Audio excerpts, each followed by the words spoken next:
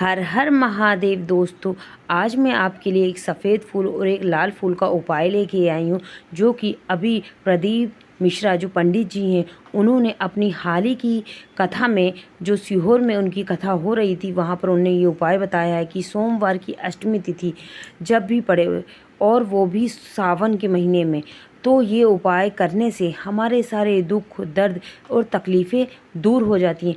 इस उपाय के मात्र करने से हमें किसी भी प्रकार के दूसरे उपाय करने की ज़रूरत नहीं होती। हमारे घर में जो परेशानियाँ आती हैं वो कई कारणों से आती हैं।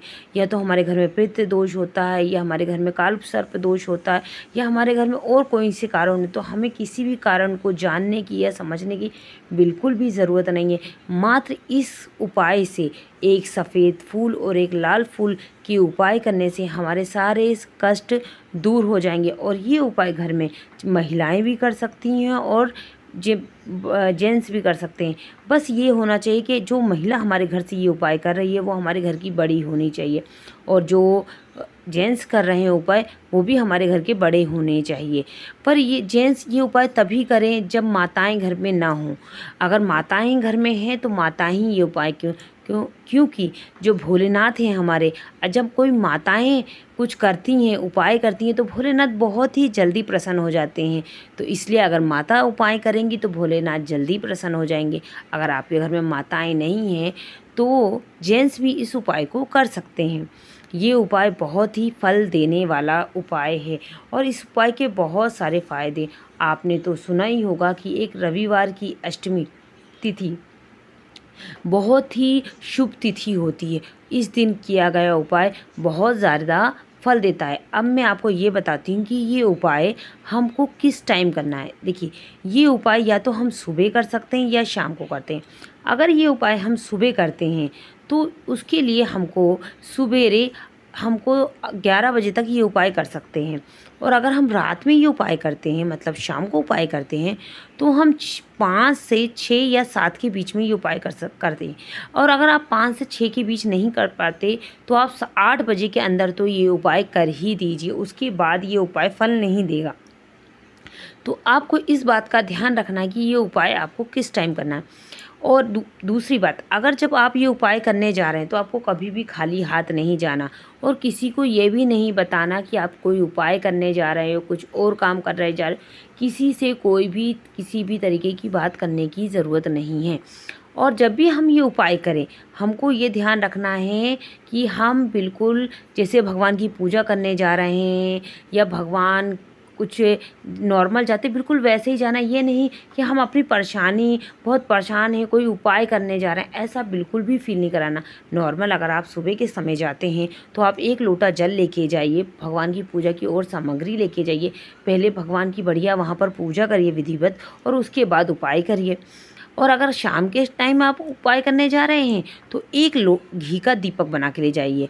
घी का दीपक आप बढ़िया आटे का दीपक ले सकती हैं। आटे के दीपक ज़्यादा बड़ा नहीं होना चाहिए और ना ही बहुत ज़्यादा छोटा होना चाहिए। इतना होना चाहिए कि कम से कम भगवान के पास दरवाजे में कुछ देर वो जले, और बढ़िया भगवान की पूजा अर्चना करके शाम को, और भगवान के पास में दीपक जलाना। दीपक इतने पास भी नहीं जलाना कि उसकी लो भगवान के पास जाए। इस बातों का हमको ध्यान रखना है।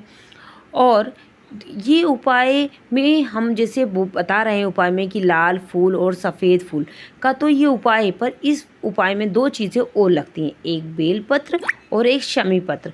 तो हमको जब ये उपाय करने जाना है तो एक बेलपत्र और एक शमी पत्र भी लेके जाना है। और जब हम उपाय करने जाएंगे तो हमको 1 लोटा जल, जैसे मैंने आपको बताया, सुबह लेके जाना है और भगवान के पास खड़े होके ये उपाय वहाँ पर बैठ के करना है। हमें इस बात का भी ध्यान रखना है कि घर का प्रत्येक सदस्य ये उपाय नहीं कर सकता। घर का एक ही सदस्य इस उपाय को करेगा, चाहे वो घर का कोई भी हो। बस ये ध्यान रखें हमारे घर का वो बड़ा ही होना चाहिए ये उपाय करने के लिए। अगर बड़ा नहीं है तो फिर कोई दूसरा कर सकता है।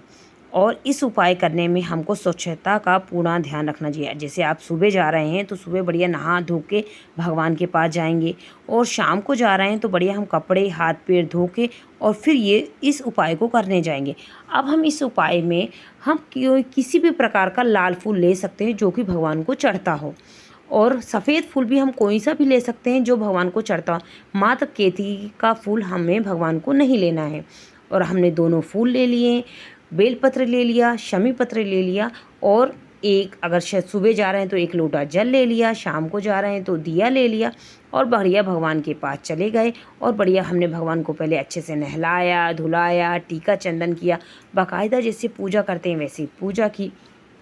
उसके बाद में हम सबसे पहले अपना बेलपत्र लेंगे और अशोक सुंदरी वाली जगह, आपने देखा है जो जलधारा जहाँ से बहती है वहाँ पर जो बीच वाली जगह होती है वो अशोक सुंदरी की जगह होती है, वहाँ पर हम बढ़िया अपना बेलपत्र रखेंगे और जो डंडी होगी वो जलधारी की तरफ होगी और जो बेलपत्र का जो तीसरा जो बीच वाला बेलपत्र वो भगवान के सामने होगा। ऐसे हम बेलपत्र रखेंगे और फिर ऐसे ही हम सेम समी पत्र अर्पित करेंगे। समी पत्र भी हमें अशोक सुंदरी वाली जगह पे रखना है और जिसका जलाधारी की तरफ उसकी डंडी होगी और मुख भगवान की तरफ होगा। और ऐसे ही हमको लाल फूल लेना है, लाल फूल का जो मुख होगा वो भगवान भोलेनाथ की तरफ होगा और सफ़ेद फूल का भी जो मुख होगा वो भगवान भोलेनाथ की तरफ होगा। ऐसे ही हमको वहाँ पर अर्पित करके और भगवान वहाँ अशोक सुंदरी वाली जगह में रखना है और फिर भगवान के पास दूर किनारे पर बैठ के अपनी सारी समस्याएं, सारी व्यथा, जो भी हमें तकलीफ़ें, कष्ट है वो सारा भगवान को बताना है और भगवान से प्रार्थना करनी है कि हे भगवान हमारा जल्द से जल्द ये कष्ट और ये परेशानी हमारी दूर कर दो। इस तरह हमें भगवान से प्रार्थना करनी है और उसके बाद जय भोलेनाथ भगवान को प्रणाम करके सीधे अपने घर को ओर चले जाना है। वो आपको ये उपाय कैसा लगा तो मुझे कमेंट्स बॉक्स में ज़रूर बताइएगा और कमेंट्स बॉक्स में हर हर महादेव लिखना मत भूलिएगा। जय भोलेनाथ।